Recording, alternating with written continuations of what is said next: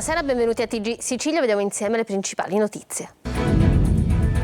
A Catania l'arcivescovo Renna chiude una chiesa e vieta la messa in ricordo di Benito Mussolini. La celebrazione era stata annunciata in un necrologio pubblicato sul quotidiano La Sicilia. Giornata mondiale sulla sicurezza del lavoro. Nella nostra regione aumentano più che altrove gli omicidi plurimi e mancano i controlli di ispettori e aziende sanitarie. A TG Sicilia l'impietosa valutazione di Giordano Bruno, magistrato di Cassazione. In un docufilm la storia delle morti, delle malattie, delle denunce e dell'omertà dietro al petrolchimico di Priolo.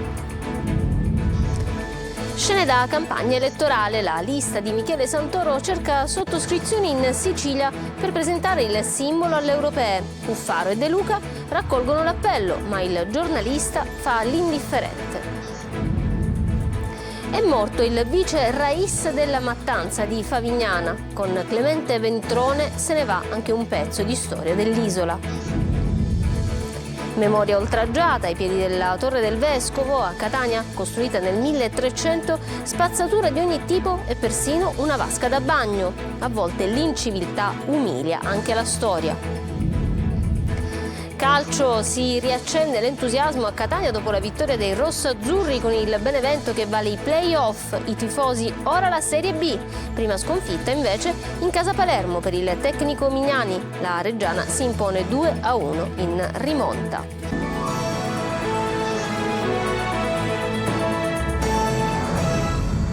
Bentrovati. L'arcivescovo di Catania, Monsignor Renna, ha annullato la messa in memoria di Mussolini prevista oggi nel pomeriggio nella chiesa di Santa Caterina. Davanti al portone chiuso si è visto soltanto l'organizzatore dell'evento annullato, Francesco Condorelli CAF. Per noi è andata Simona Mazzone.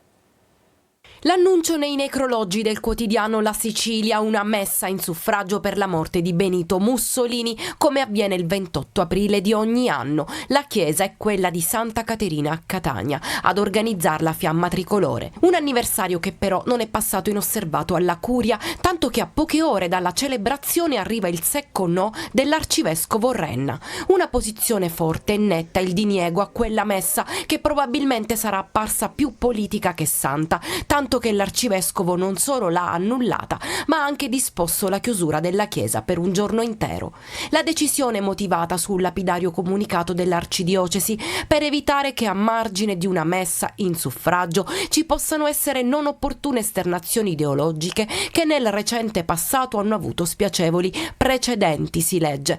E probabilmente il riferimento è a quel 28 aprile 2016, quando uno dei due ministranti ha risposto al saluto romano dei presenti al rito religioso. L'immagine shock scattata davanti all'altare, la vedete. L'uomo allora si difese, ma che apologia del fascismo, solo folklore. Meglio evitare altri spiacevoli episodi, si sarà detto Monsignor Renna in viaggio verso Roma per un incontro alla conferenza episcopale. Sui social è un gran parlare con posizioni squisitamente politiche, altro che di commiato a chi non c'è più. Intanto sul posto davanti alla chiesa di Santa Caterina un solitario Condorelli CAF, organizzatore dell'evento. Io sono un cattolico e rispetto tutti quanti, anche l'arcivescovo, non so, mi state dicendo questo, io pensavo che ci fosse stato qualche problema, qualche provvedimento, prendo atto. Non è che l'organizzazione Fiamma Tricolore ha messo un campanellino d'allarme alla curia che ha pensato ma qua c'è un fatto politico alle spalle e da lì è nato tutto? Ma guardi, non entro nel merito di quello che è successo. Per ogni anno c'è stato il necrologio, ogni anno siamo stati in chiese che ce l'hanno consentito, in passato anche questa chiesa ci consentiva e poi negli ultimi 2 anni, 3 anni, non so, c'è stata una levata di scudi. Oggi è la giornata mondiale sulla sicurezza del lavoro. A TG Sicilia l'impietosa riflessione del magistrato Bruno Giordano. In Sicilia aumentano più che altrove gli omicidi plurimi sul lavoro e mancano i controlli di ispettori e aziende sanitarie. Ascoltiamolo. Si aggrava la strage permanente sul lavoro. Sono in aumento soprattutto gli omicidi e gli infortuni plurimi che si verificano per colpa di organizzazione di un'impresa, non per la disattenzione del singolo lavoratore.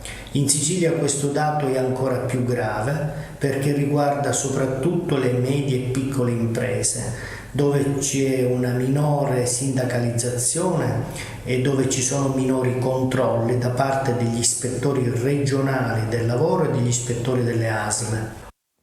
E a proposito di morti sul lavoro, in un docufilm, Toxicity, si raccontano le storie di chi vive nel quadrilatero della morte nel siracusano, tra omertà, malattie e voglia di denunciare l'inquinamento del petrolchimico che da 70 anni colpisce la zona sudorientale della Sicilia. Francesco Loi.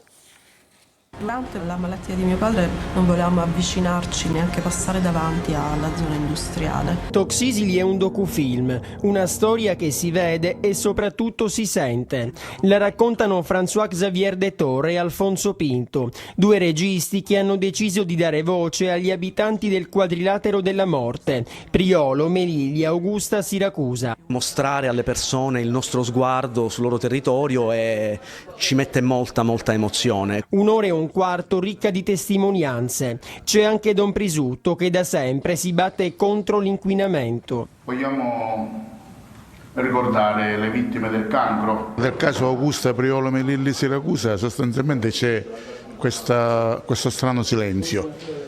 Forse perché ci sono interessi molto grossi. In quest'area del siracusano quasi ogni persona conosce qualcuno con un tumore, ma nonostante tutto c'è chi ripete meglio morire di cancro che di fame. Siamo in Sicilia, c'è la mafia, c'è la politica, gli affari, perfino la magistratura, tutti ci mangiano, tutti. A 2 passi dalle ciminiere ci sono le saline con i fenicotteri rosa, uccello che è stato inserito anche nella locandina.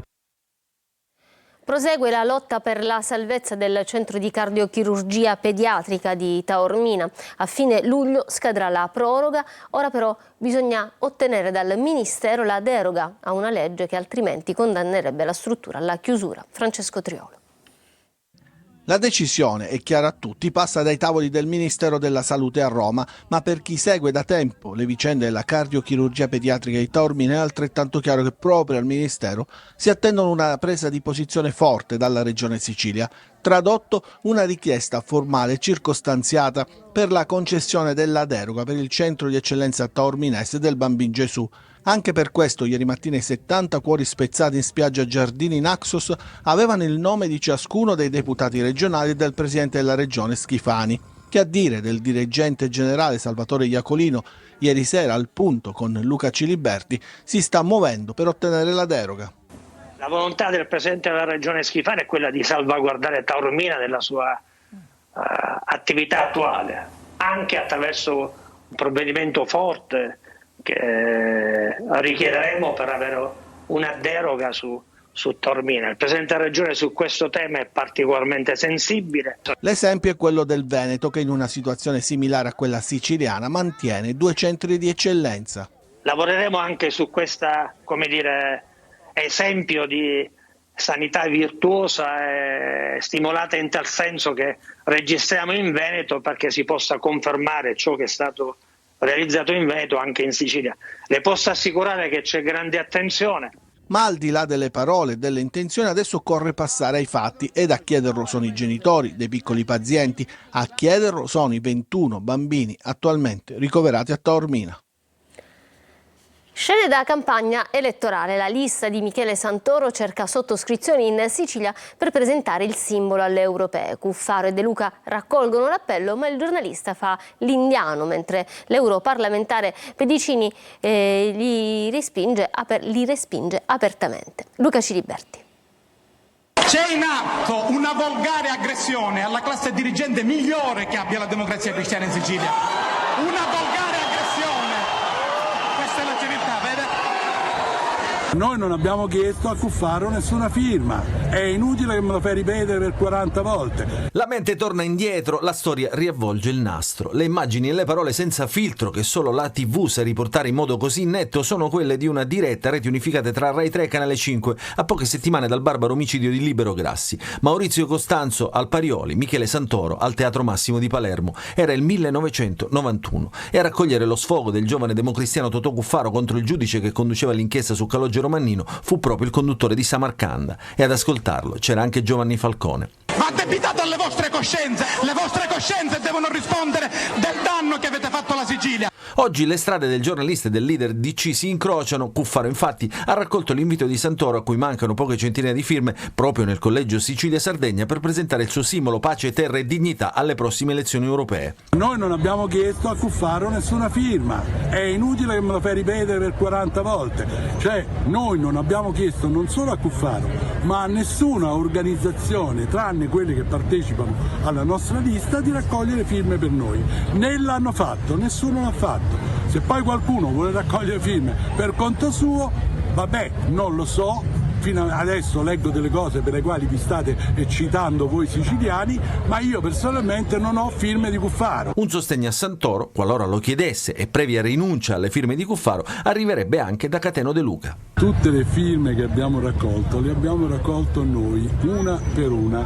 Non mi risultano altre firme al momento e mancano 2 giorni, 3 giorni alla chiusura della raccolta delle firme. E allora bisognerà attendere solo qualche altra ora per comprendere come finirà a Michele Santoro e alla sua lista.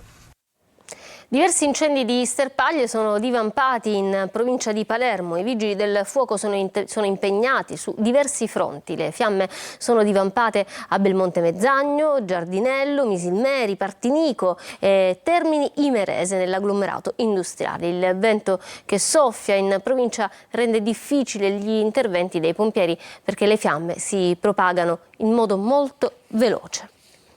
L'arcipelago delle Egadi stamane si è svegliato con la notizia della morte di Clemente Ventrone, ex vice rais della Mattanza. Con la sua scomparsa se ne va anche un pezzo di storia dell'isola. Laura Spanò. Favignana dice addio a Clemente Ventrone, uomo simbolo assieme al rais Gioacchino Cataldo della Mattanza. Ventrone è morto nella notte, una vita la sua trascorsa tra Mattanze e Tonne. Nato a Caserta, ha iniziato a lavorare allo stabilimento Florio appena 14enne, ricoprendo diverse mansioni.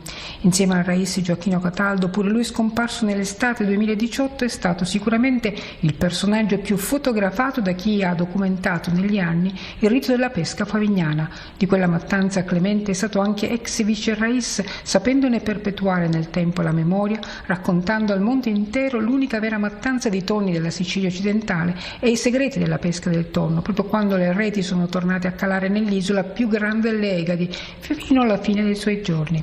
Sempre orgoglioso di avervi fatto parte. Foto che lo ritraggono mentre Arpione, i tonni oppure i momenti di pausa in piazza Favignana hanno fatto il giro del mondo. Dopo tante mansioni svolte all'interno dello stabilimento Florio, Clemente Ventrone era diventato tonnaroto, uno dei ruoli più importanti della filiera. Durante la pesca dei tonni era sempre a fianco del rais Cataldo e con lui ha coltivato una lunga amicizia. Ecco cosa soleva dire Clemente a proposito della Mattanza: non è la corrida né una guerra ai tonni, ma una lotta per la sopravvivenza. Ventrone, pensionato, viveva con uno dei 9 figli a Favignana.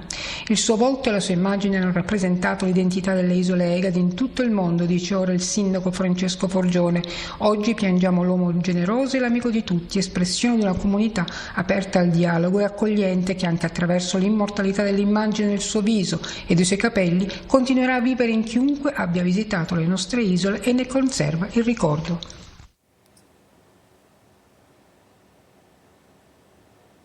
Andiamo ad Agrigento, adesso non solo archeologia, i templi producono anche cibo di qualità. È stato presentato il pane che nasce dai grani della Valle dei Tempi e ce ne parla Davide Sardo. Non solo verde, non solo reperti, non solo mare, ma attenzione ai sapori e agli odori, sollecitati dagli assaggi, dalle esperienze olfattive e sensoriali, perché il turista che sceglie l'Italia è sempre più intrigato a provare, scegliere, assaporare, assaggiare, e chi sceglie Agrigento può avere tutto ciò grazie all'esperienza di Diodoros, in assoluto il primo marchio di un'intera linea di prodotti di enogastronomia nati e cresciuti nella Valle dei Templi, in aree dove non sono presenti reperti o scavi. C'è il vino che nasce dai vitigni coltivati ai piedi del Tempio di Giunone, c'è l'olio pregiato, i capperi spontanei, ci sono le mandorle, il pistacchio, i fichi d'India, gli agrumi e il miele. Ora l'ultimo tassello che chiude il cerchio e rende completo il paniere è il pane che nasce dai grani coltivati nella piana di San Gregorio, nella Valle dei Templi. È un grano per Ciasacchi, è antico, è Maiorca con cui le nostre farine poi contribuiranno alla realizzazione di questo nuovo prodotto del progetto Diodoros. Meraviglia per gli occhi, per lo spirito e adesso anche per il palato. La Valle dei Templi stupisce sempre e continua a farlo regalando nuove suggestioni e nuove emozioni, e lo fa anche attraverso ciò che la sua terra produce, divenendo modello innovativo di sviluppo turistico. A Catania adesso, dove l'inciviltà umilia anche la storia. Ai piedi della Torre del Vescovo, costruita nel 1302, 2 spazzature di ogni tipo e persino una vasca da bagno. Tonino De Mano. Nel 1302 era stata costruita per proteggersi dagli attacchi del nemico. A distanza di oltre 700 anni, chi l'ha realizzata non avrebbe mai pensato di doversi difendere dai raid degli incivili, un popolo particolarmente temibile a Catania e non solo. Altro che vandali e barbari, da queste parti le incursioni sono continue e prendono di mira monumenti che per la verità sono già nell'oblio. Ma al peggio non c'è mai fine, così accanto alla fortezza medievale sono ben visibili gli immancabili multicolor sacchetti della spazzatura e spicca anche il bianco di una vasca da bagno. Chi ha avuto la felice idea di buttarla proprio davanti alla Torre del Vescovo? Non lo sappiamo e forse non lo sapremo mai, ma ciò che indigna è un altro aspetto. La vasca in questione è lì da una settimana. L'avevamo notata noi durante un servizio in via Plebiscito e volevamo vedere se qualcuno, oltre a noi, l'avesse mai vista e rimossa. Purtroppo è andata per come sospettavamo. Nessuno l'ha vista. Scene di ordinario degrado anche nella piazzetta adiacente, dove oltre ai rifiuti, alle bottiglie di vetro e all'erba secca appaiono altri arredi con 2 belle sedie in bella mostra. Non le manda a dire il presidente di Abetnea, Cannizzo. Non comprendo perché si continui ancora ad assumere da parte dei cittadini questo atteggiamento. È una segnalazione fatta alcuni giorni fa, ma possibile che nessuno veda questo scempio? Deve esserci innanzitutto la collaborazione di tutti i cittadini, perché chi fa una cosa del genere deve essere denunciato sicuramente anche dai vicini, fra le altre cose, ma deve esserci anche un controllo più attento, più pressante, più continuo, e affinché questa città possa venire fuori da questo cul-de-sac che ci tiene ai margini civili. In una città con molti quartieri al buio o scarsamente illuminati non passano inosservati i fari accesi in pieno giorno a Torre del Vescovo. Magra consolazione o tipico paradosso catanese?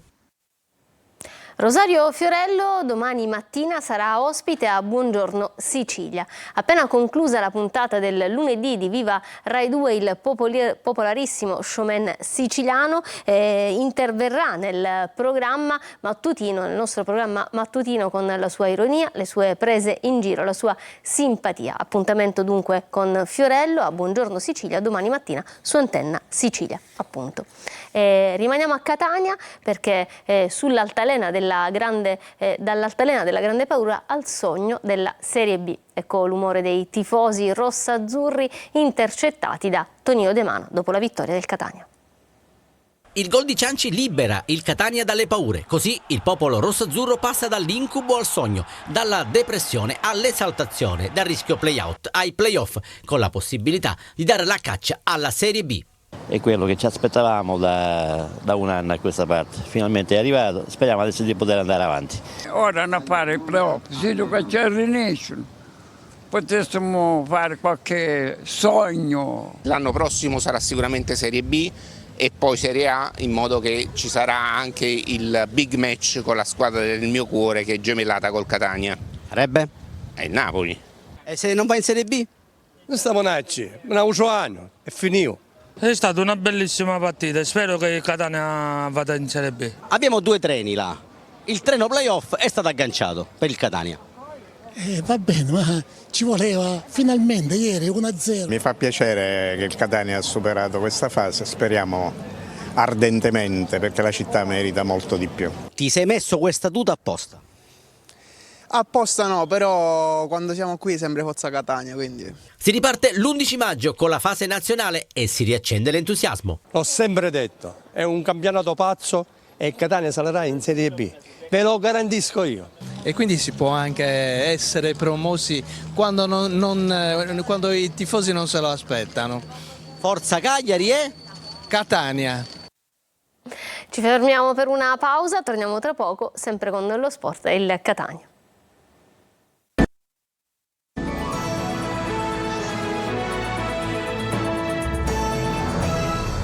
Ritorniamo in studio con lo sport. Il Catania, un gol di Cianci contro il Benevento vale i play-off per i rosso-azzurri. La seconda parte della stagione avrà inizio per il Catania sabato 11 maggio. Marco Carli. La serata, cominciata con l'ansia di non riuscire, finisce invece con la vittoria della speranza. Nella partita più importante del campionato il Catania scaccia l'incubo play-out e conquista quei play-off che sembravano cosa quasi fatta dopo la Coppa Italia e che una serie di gare giocate male hanno rimesso in bilico fino agli ultimi 90 minuti.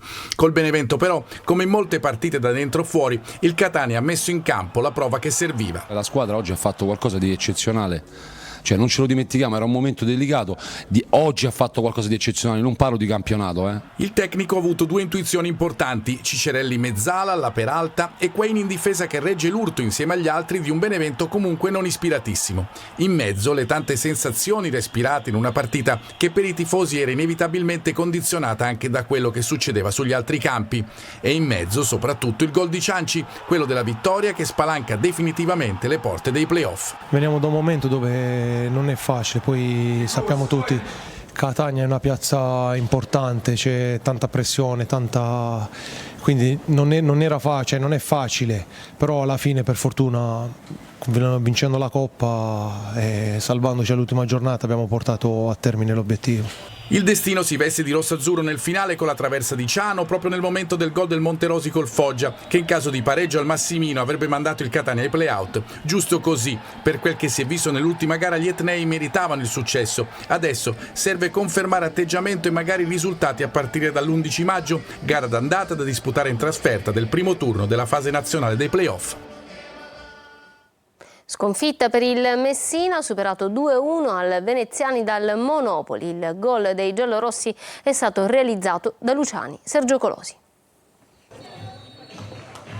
Le motivazioni hanno prevalso, ma il Messina ha onorato l'impegno. La sentenza del Veneziani premia 2-1 il Monopoli, costretto però ai play-out contro la Virtus Francavilla. La squadra di Modica, già salva e imbottita da 6 riserve, ha disputato una ripresa discreta dopo aver subito parecchio nel primo tempo. In avvio di gara il Monopoli costringe il Messina all'angolo. Fornasier di testa inaugura il tiro al bersaglio con Piana preferito a Fumagalli, protagonista fino al vantaggio dei padroni di casa, con l'autorete di Salvo impreciso e sfortunato sulla respinta di Piana su conclusione di Borello. L'inizio della seconda frazione è da incubo come la prima. Dopo 2 minuti assist del talentuoso Borello per Tommasini, il cui piede è caldo dalle parti di Piana, battuto per la seconda volta. Dai cambi il Messina trova una risorsa inattesa in Cavallo, sempre deludente nelle sue tante apparizioni nel girone d'andata. L'esterno prima confeziona il pallone dell'1-2 per il colpo di testa vincente di Luciani e poi manda in porta Ragusa, fermato da Dalmasso. A fine gara Modica e i calciatori salutano 200 tifosi giunti a Monopoli per tributare loro un grande applauso per la stagione positiva, che non coinvolge il presidente Pietro Sciotto, sempre più uomo solo al comando di una società pronta all'ennesima smobilitazione, con i primi addii del direttore generale Costa e del team manager Cammarata. Prima sconfitta sulla panchina del Palermo per il tecnico Mignani. La Reggiana vince 2-1 in rimonta e manda in crisi i siciliani. Marco Gullà.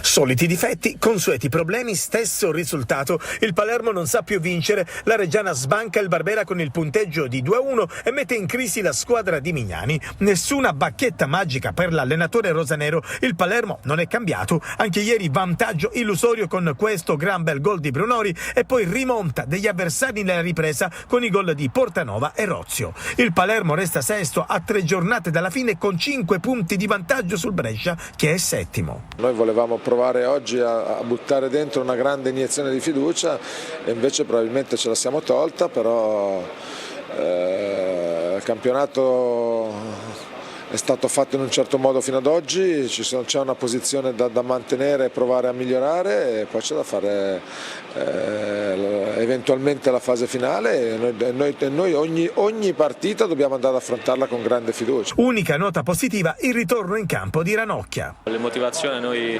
non ci mancano, non ci sono mai mancate. È vero e oggettivo che in questo momento stiamo vivendo un momento non facile, però stiamo lavorando e stiamo cercando in tutti i modi di limare i nostri difetti e dobbiamo cercare appunto queste 3 partite di arrivare al massimo per lo sprint finale. Palermo in campo per il 1° maggio in trasferta contro lo Spezia. Bene, questo era l'ultimo servizio, io vi lascio alla programmazione di Antenna Sicilia e vi auguro un buon proseguimento di serata. Arrivederci.